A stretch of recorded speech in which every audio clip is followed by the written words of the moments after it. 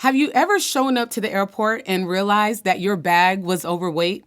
You thought you were fine, but the scale is saying otherwise. Well, that's how life can be. You don't realize how much stuff you're carrying, like grief and disappointment, people pleasing, shame, unforgiveness, until it starts showing up in your relationships, your decision making, and yes, even your health. Y'all, let's get into it. Hey, what's up? Thanks for tuning in to The Shaquan Show. The only place where normalcy is not necessary, but flourishing within your means is. You are finally flourishing with Shaquan. And welcome back to another episode of Hey Girl. Nice to meet you.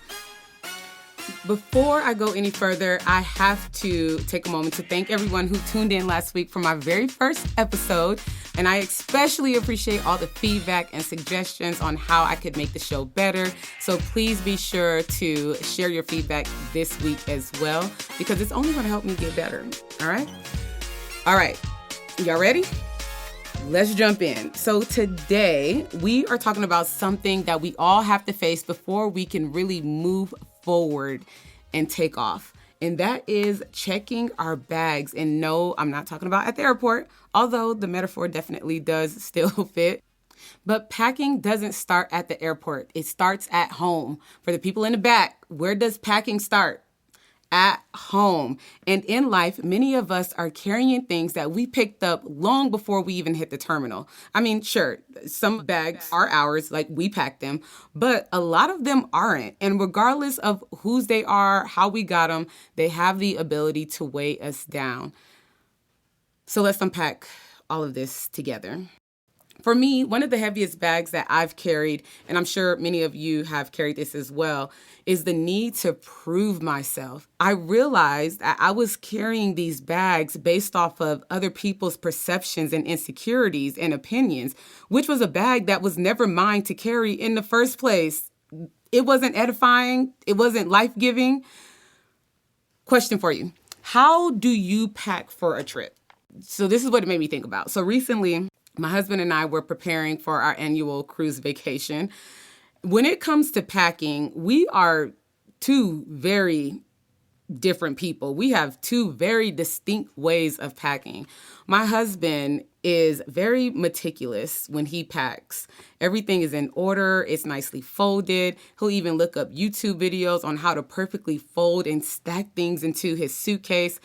It's a little OCD for me, if I'm being honest. It's like too organized, however that sounds. I know it sounds crazy. But me, on the other hand, my packing is a little more, eclectic. It's unique. Okay, I ain't gonna lie. It's a little unhinged. It is a little unhinged because I will literally go into my closet and my drawers and just pick out stuff that I think I might want to wear on vacation, and I just throw it in the suitcase. There's no rhyme or reason except for the fact that I might want to wear it because, you have to have the just-in-case outfits that you probably won't wear and the extra shoes that you probably don't need, but you've convinced yourself that you might, right? And if you're anything like me, finally you have zipped it up and you're thinking, okay, well, everything fits, so we should be good to go, right? Maybe not. Because then you get to the airport, you put it on the scale, and boom, you're overweight. And you have two decisions to make at this point. You can either take some stuff out of your suitcase and leave it behind, or you can pay the price. And let's be real, we typically don't want to pay the extra fees. So now you're standing there stressed, opening your bag in front of everybody, exposing everything you've packed, trying to figure out what's really necessary and what's not. You start shifting stuff around like that's going to change the weight. It's not. And now here you are trying to put some of that extra stuff into somebody else's suitcase. Just say ouch. Just say ouch. Wait. There's some of us who even carry extra bags with us just in case the one that we brought is overweight so that we don't have to take the time to consider or admit that we don't need whatever it is that we overpacked with. But isn't that exactly how life feels sometimes? We overpack with responsibilities and titles and expectations and other people's problems. And then we wonder why we're exhausted and anxious, sad, bitter, mad. We're out here feeling stuck. But it's because we have convinced ourselves that it all belongs to us. Wild, right? But here's the real question. Why do we do this to ourselves? Like, why do we convince ourselves that we need to carry everything and everyone? Who sold us this lie? Who sold us this lie? Because your girl wants a refund. I'm done. I'm out here paying extra fees when Jesus done already paid it all. You feel me? Just as quick as I am asking that question, there's some thoughts coming to me. And I'm wondering if it's because maybe, we have trust issues, like with people and also with God. Like maybe we don't trust that God can handle it. But then also we don't trust people because people get the people in. And that's a whole nother thing. But telling all your business or shaming you and speaking life to your downfall in the name of quote unquote helping you. Sometimes, maybe it's because we're afraid of being unprepared. I shared how I pack, right? But I think I pack the way that I do because I'm afraid of feeling or I'm afraid of being unprepared. It's as simple as that. Like, I want to make sure that I'm prepared for said occasion, right? I want to make sure that I have the right outfit. Like, what if I want to wear a pantsuit? But what if I change my mind and I want to wear a dress or shorts? And if I do that, then I need to make sure I have the right shoes to go with whatever it is that I'm going to wear. And then I need to make sure that I have the right earrings. And then I need to make sure I have the right hair. Yes, I said it. I need to make sure I have the right hair because I might wear a wig or I might want to wear my locks. And if I wear my locks, I usually like for them to be curly. So that means that I have to bring my rollers and my mousse and my edge control. And then makeup. That's a whole nother thing. I don't know what kind of makeup look I'm going to want. Maybe I want to do something that's low key, or maybe I might want to do a full on beat, add some glitter, etc. The point is that I have convinced myself that I need to overpack so that I am prepared. So, yes, I can admit that it's out of fear. It's out of fear of being unprepared. It's out of fear of being judged, fear of letting people down. I don't know. For others, though, it might be because of conditioning. Like we've been taught that since this is how it's always been, this is how it will always be. And then, or maybe we've been conditioned to believe that maybe our worth is tied to how much we can hold and who we can hold it for. Does that make sense? I know for some women, they feel like, maybe they don't have a choice. For me, growing up culturally, I had a front row seat to watching Black women go through this. My family has a lot of women and children, but no dads. Like there were no dads around. So we didn't have men that were there to help, raise the children, pick up the slack, things of that nature. So I was raised seeing women do everything, raising the kids, working multiple jobs, holding everything down, holding everyone together without help, rain or shine, in sickness and in health. Solo. So when I became a mom at 16 and I moved out at 17, my bags were already overweight before I even left the house. So I can see how and why some women become desensitized to receiving support or even asking for help, for receiving love. Let me go old school. Just chivalry, right? Receiving compliments. Or just being treated well. So we wear our strength and our attitude as this badge of honor, right? But we weren't meant to carry it all. Like, we weren't meant to carry all this. And every time we try to, it costs us something, whether it be our peace or our joy. Sometimes it's even our identity. And every time we subject ourselves to someone's opinion or expectation, especially the unspoken expectations, Lord, don't get me started, a piece of us dies. And I'm at the point in my life where I've chosen to live intentionally and on purpose. Okay? My husband has this, my husband used to always tell our son that as long as you're doing what's honoring and pleasing to God, you never have to worry about us. You never have to worry about pleasing others. You don't have to worry about feeling weighed down or overburdened, right? The word literally says, give me your burdens. I will carry them. I will give you rest. Not, I might give you rest. I might think about, let me see what you got first to see if I want to carry that.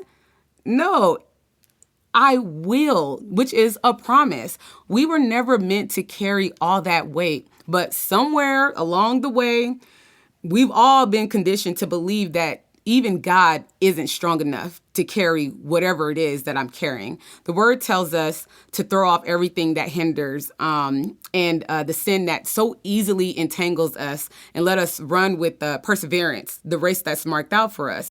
Next question. Have you ever gone to the airport and been able to just check all your bags and literally walk through the airport with nothing but the clothes on your back and maybe like your purse or something? It is the most satisfying feeling ever. It's something about not having to carry luggage through the airport. It is quickly becoming my new way of life. I ain't gonna lie. For our cruise that we just went on recently, a couple of cruises ago, we would carry our bags to our cabin ourselves. Mind you, we had at least 2 bags each, and then we would have our carry-ons, and then we would have our personal bags. So we're looking at least 6 bags minimum.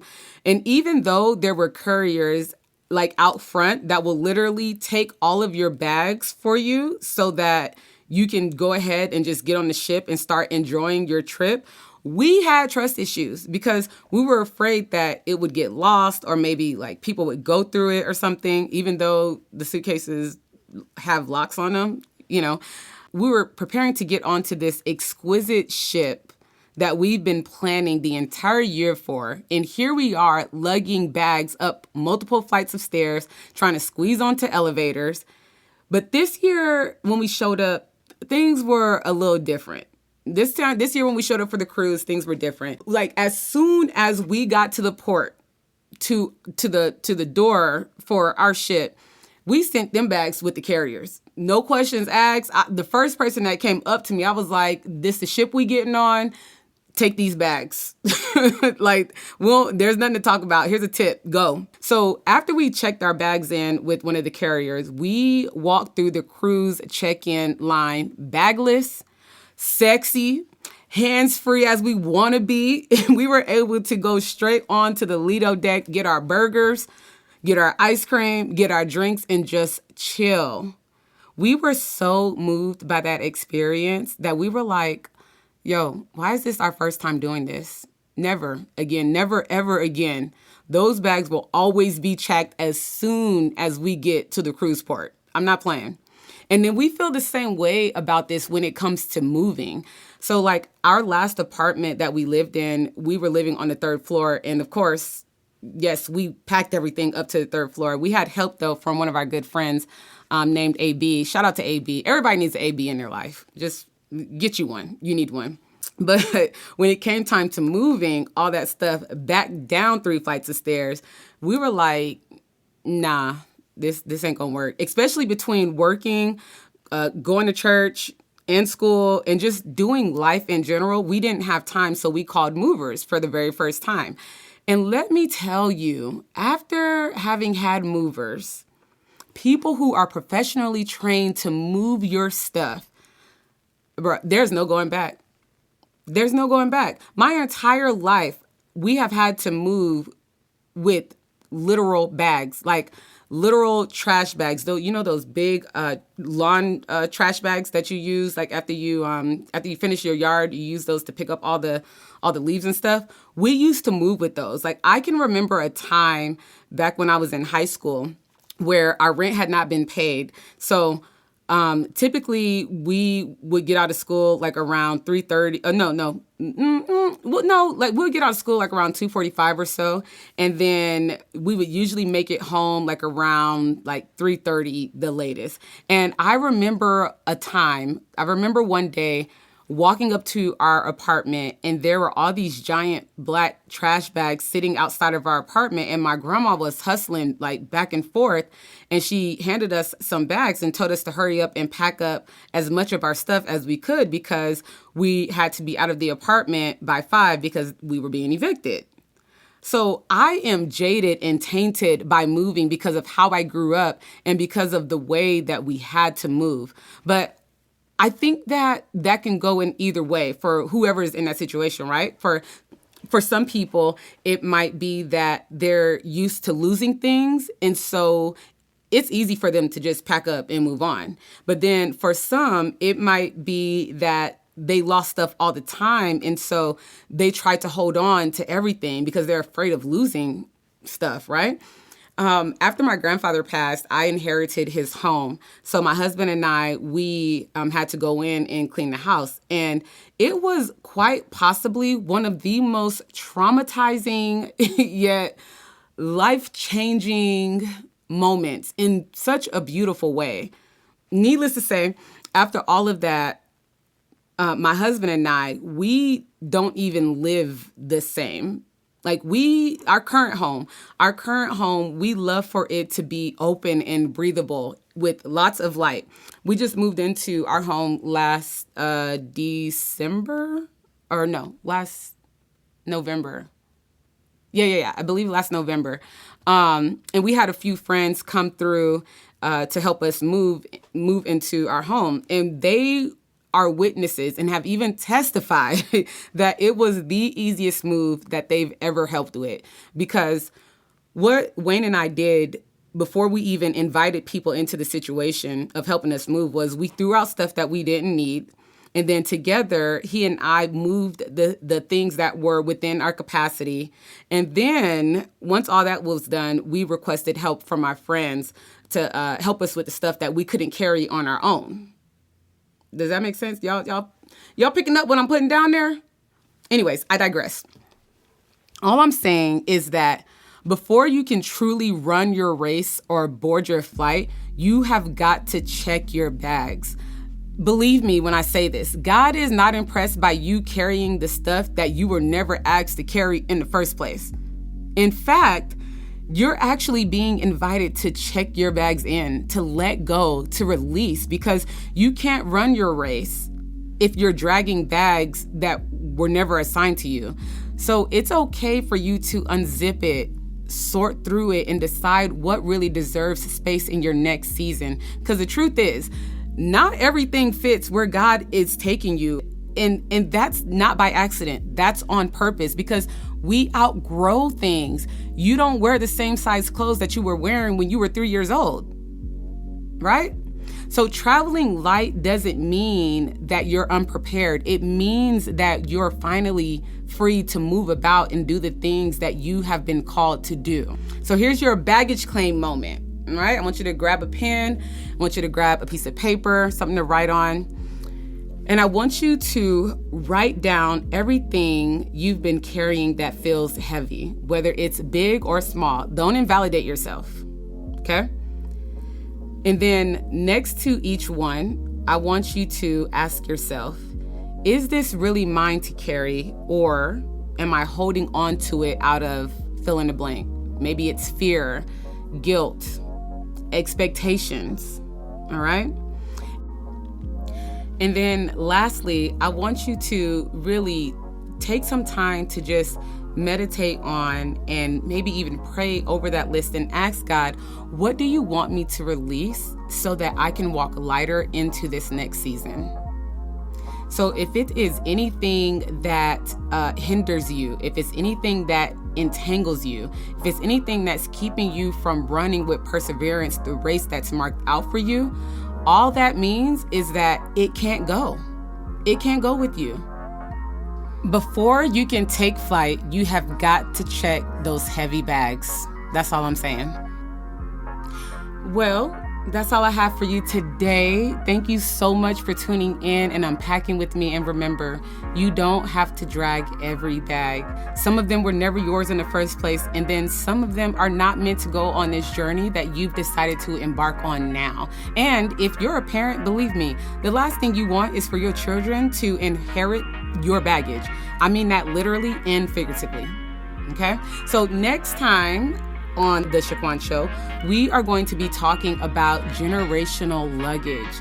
These are the bags that we didn't even pack but somehow ended up carrying and paying for. And I also mean that literally and figuratively. You won't want to miss it. It's going to be a good conversation. As you go into your week, just keep this in mind. It's important to check your bags. Release what was never yours and keep only the things that strengthen the woman that you're becoming. Is that fair? Can we agree to that?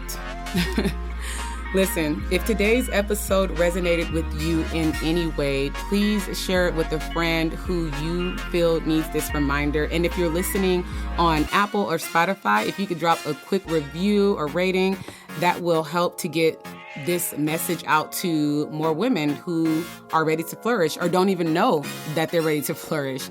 I'll have a new episode dropping every Tuesday, so be sure that you subscribe wherever you listen to podcasts so that you don't miss an episode. Oh, and don't forget to connect with me on socials at Shaquan Show so that we can keep the conversation going throughout the week, because I would love to hear your reflections from today's baggage claim. And also, don't play yourself short. You never know. The words that you share might be the key that unlocks freedom for someone else. But until then, I can't wait for you to keep meeting you. And now that you've entered into the Shaquan Show, you have no choice but to grow. Peace. Shaquan Show.